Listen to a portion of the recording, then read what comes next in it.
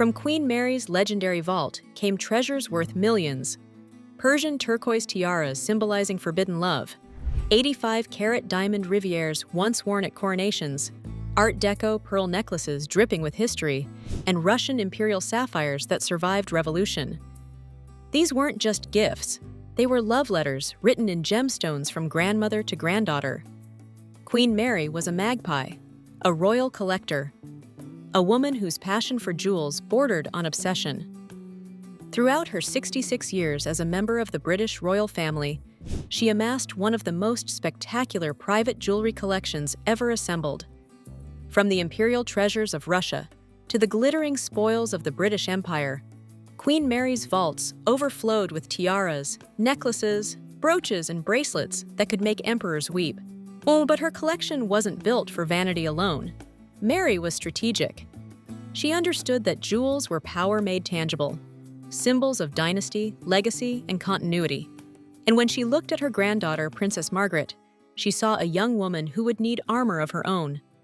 Not the heavy crown of sovereignty that awaited her sister Elizabeth, but something different, something glamorous, romantic, and utterly unforgettable.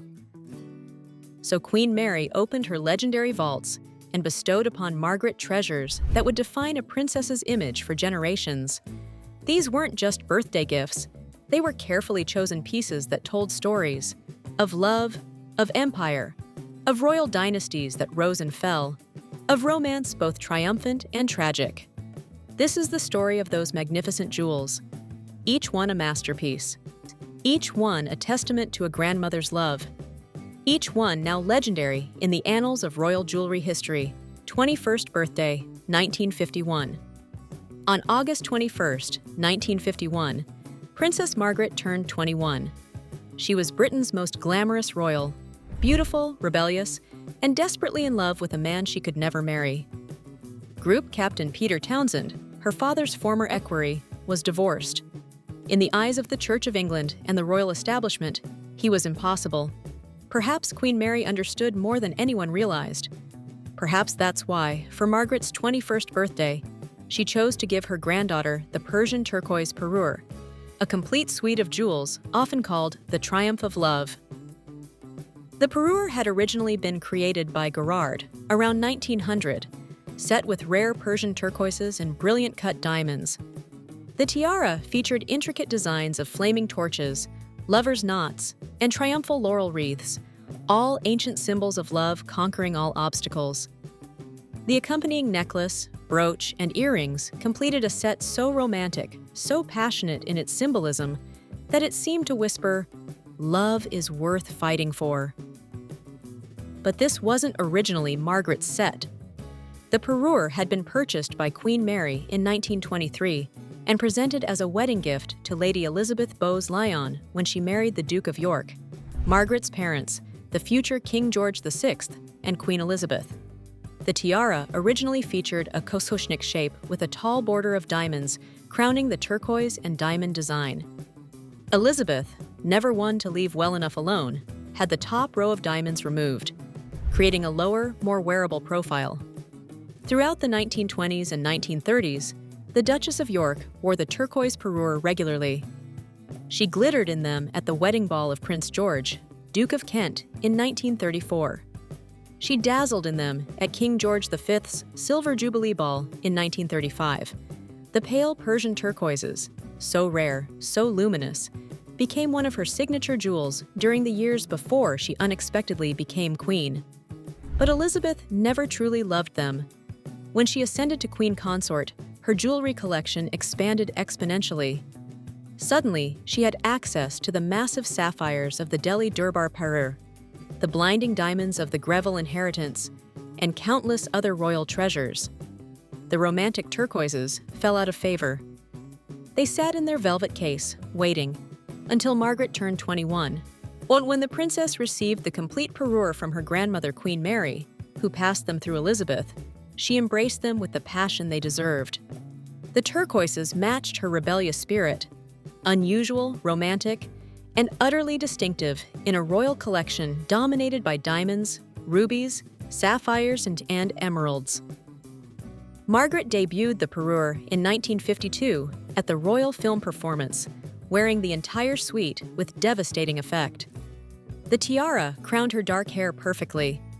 The necklace draped across her décolletage. The earrings framed her face. The brooch nestled at her bodice. She was a vision in turquoise and diamonds, and the world took notice. Throughout the 1960s and beyond, Princess Margaret wore the Persian turquoise parure regularly. She sparkled in them at the Jamaican independence celebrations in 1962. She stunned in them during the Belgian state visit to Britain in 1963.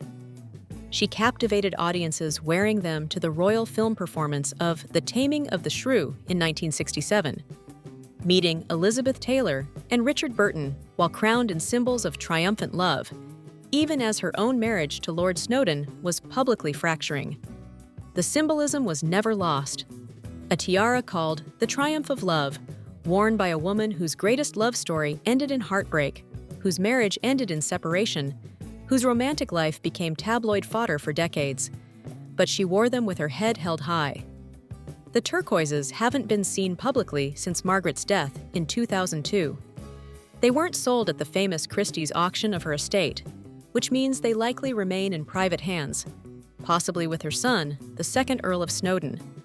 Somewhere, in a vault, those pale Persian turquoises still glow with the same romantic fire that captured Margaret's heart over 70 years ago. 18th birthday, 1948. 3 years before the turquoise parure, Queen Mary gave Margaret another treasure, one that would become the princess's signature jewel through her most photographed years. On August 21, 1948, Princess Margaret turned 18. Britain was still recovering from World War II. Rationing continued. The country was gray, exhausted, and rebuilding. But Queen Mary understood that her granddaughter represented hope for a brighter future, young, beautiful, and full of life. For Margaret's 18th birthday, Mary selected an exquisite 5-row pearl and diamond necklace that epitomized the elegance of the Art Deco period. But the choker-length necklace measured 39 centimeters, approximately 15 inches, and featured 5 perfectly matched rows of lustrous pearls, separated by diamond rondelles and fastened with a stunning platinum clasp set with diamonds. The craftsmanship was extraordinary, each pearl carefully selected and graded to create a seamless cascade of luminous beauty. Queen Mary had commissioned this necklace around 1925, during the height of the Art Deco period, when geometric precision and clean lines revolutionized jewelry design. The 5-row pearl choker embodied everything the era represented: sophistication without ostentation, elegance without excess, beauty through perfect proportion. When Margaret received this necklace at 18, it transformed her image. Suddenly, she wasn't just the king's younger daughter. She was a fashion icon, a trendsetter, a princess whose jewelry choices were studied and copied by women around the world. The famous photographer Barron captured Margaret wearing the pearl necklace for her 19th birthday portrait in 1949. The image is iconic. Margaret's dark eyes gazing directly at the camera, her shoulders bare, the 5 rows of pearls glowing against her skin like captured moonlight. The photograph appeared on magazine covers across the globe. Cecil Beaton photographed her again in the pearls for her 20th birthday in 1950, and again for her 21st birthday in 1951. The necklace became so closely associated with Princess Margaret that it was simply known as Margaret's Pearls in royal circles. She continued wearing the 5-row Art Deco pearl and diamond necklace for decades, to state banquets, royal film premieres, gala performances, and formal portraits.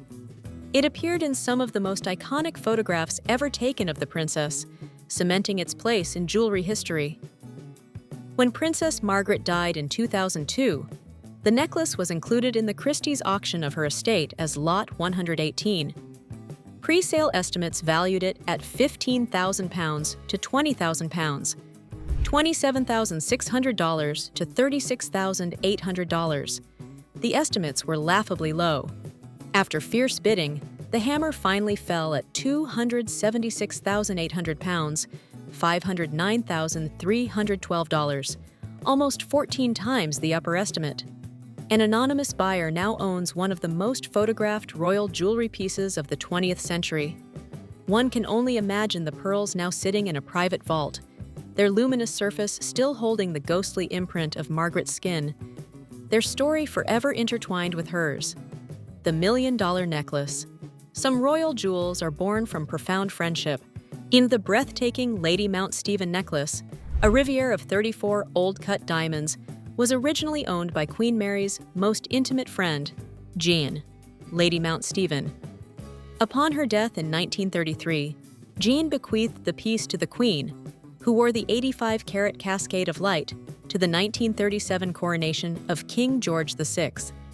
Standing before Queen Mary in those coronation photos was a 6-year-old Princess Margaret, the future owner of this masterpiece. Whether gifted for a milestone birthday or inherited later, Margaret embraced the necklace with the same "more is more" philosophy as her grandmother. She famously wore it to Queen Elizabeth II's 1953 coronation, pairing it with the Cartier halo tiara, and often stacked it with other diamond strands to create a blinding display of brilliance. The old cut stones, prized for their deep inner glow, yet remained a staple of Margaret's gala wardrobe. Following her death, the necklace became the star of the 2006 Christie's auction.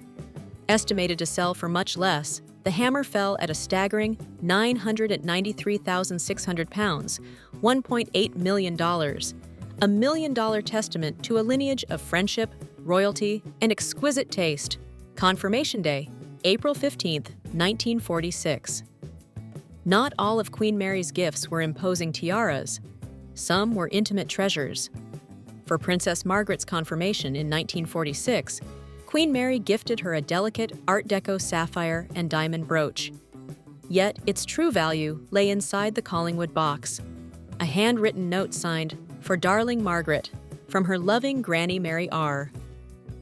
This note transformed a geometric platinum jewel into a sacred blessing. While there are no known photos of Margaret wearing this specific piece, we'll say she treasured it for over 5 decades, keeping it safe through marriage, divorce, and scandal. When the brooch appeared at Christie's after Margaret's death, estimated at just £2,000, the auction room ignited. Driven by the emotional weight of that handwritten note, the hammer fell at an astounding £66,000, 33 times its estimate. Bidders weren't just buying sapphires. They were purchasing a tangible piece of royal history and a grandmother's enduring love, a gift from Revolution's ashes. Among the jewels Queen Mary gave to Princess Margaret was a diamond bracelet with perhaps the most dramatic provenance of all. It had belonged to Empress Marie Fyodorovna of Russia, aunt to King George V, who escaped the Russian Revolution with her life and a fraction of her legendary jewelry collection. The bracelet was exceptional, set with diamonds, a luminous pearl, a deep ruby, and a vivid sapphire. But more than its beauty, it carried the weight of history. This piece had survived the fall of an empire. It had been smuggled out of Russia as the Romanov dynasty collapsed in blood and revolution. It had passed through royal hands as Europe's crowned heads tumbled one by one. Empress Marie Fyodorovna died in exile in Denmark in 1928. Queen Mary, ever the magpie, acquired numerous pieces from Marie's collection through her daughters. The diamond bracelet was among them, a treasure of the Imperial Russian court now residing in Windsor Castle. And eventually, it passed to Princess Margaret. When Margaret wore this bracelet, she wasn't just wearing diamonds, pearls, rubies, and sapphires. She was wearing revolution and survival. And she was wearing the ghosts of a murdered Tsar and his family. She was wearing the final days of European monarchy at its most glittering and most doomed. The bracelet appeared in the 2006 Christie's auction, where it sold to a private collector. Its new owner possesses more than a beautiful jewel. They own a physical connection to one of history's most dramatic moments, when the old order died and the world changed forever. Inherited through love. Among the most elegant pieces Queen Mary passed to Margaret was another pearl and diamond necklace. Not the famous 5-row choker, but a different treasure. A classical pearl and diamond riviere that embodied timeless sophistication. This necklace featured a single strand of perfectly matched pearls, each one separated by diamond spacers and clasped with a floral diamond closure. The design was traditional, elegant, and utterly versatile, the kind of necklace that could be worn with anything from a ball gown to a simple dress. Margaret wore this riviere frequently, often stacking it with other necklaces in the grand Queen Mary tradition. After Margaret's death, the necklace passed to her daughter, Lady Sarah Chatto, who has been photographed wearing it on several occasions, including the Diamond Jubilee celebrations in 2012. Lady Sarah wore it stacked with another necklace that had belonged to her mother, creating a layered look that would have made Queen Mary smile with approval. The old Magpie Queen loved her jewels stacked, layered, and piled high. That her great-granddaughter continues the tradition is a testament to the enduring power of family jewelry traditions, small but significant. Among Queen Mary's gifts to Margaret was a delicate diamond wheat ear brooch, a naturalistic design featuring stalks of wheat rendered in diamonds with extraordinary botanical accuracy. The wheat ear motif had special significance in royal jewelry. Wheat symbolizes abundance, prosperity, and the harvest, appropriate symbols for monarchy. Queen Mary owned several wheat ear pieces and gave at least 2 to her granddaughters. Margaret wore the wheat ear brooch regularly throughout her life, often pinning it to the shoulder of gowns or using it to fasten shawls. In photographs from the 1950s and 1960s, you can spot it glinting on her clothes, a small but distinctive accent that spoke of her grandmother's taste. After Margaret's death, the wheat ear brooch passed to Lady Sarah Chatto, who has worn it on several occasions. It's a quieter jewel than the tiaras and necklaces, but no less meaningful. Every time Sarah wears it, she's connected to both her mother and her great-grandmother. 3 generations of royal women united through a small diamond wheat ear, a convertible treasure. One of the most versatile pieces Queen Mary gave to Margaret was the Tech Circle necklace, a spectacular piece that could be worn as both a necklace and a tiara, though Margaret apparently never wore it as a tiara. The Tech Circle featured a design of interlocking diamond circles, each one set with brilliant cut diamonds in a geometric pattern that was both modern and timeless. As a necklace, it sat beautifully at the base of the throat. Converted to a tiara, it could crown an updo with glittering circles of light. The Tech Circle came from Queen Mary's own family jewels. The Techs were Mary's parents, and she inherited numerous pieces from them. By giving the Tech Circle to Margaret, Mary was passing down her own family heritage, connecting her granddaughter to the Tech lineage. After Margaret's death, the Tech Circle necklace passed to her son, Viscount Linley, now the 2nd Earl of Snowdon. It hasn't been seen publicly since, residing somewhere in private hands. Another treasure from Queen Mary's legendary collection now hidden from view. Queen Mary's gifts to Princess Margaret were love letters written in diamonds and turquoise.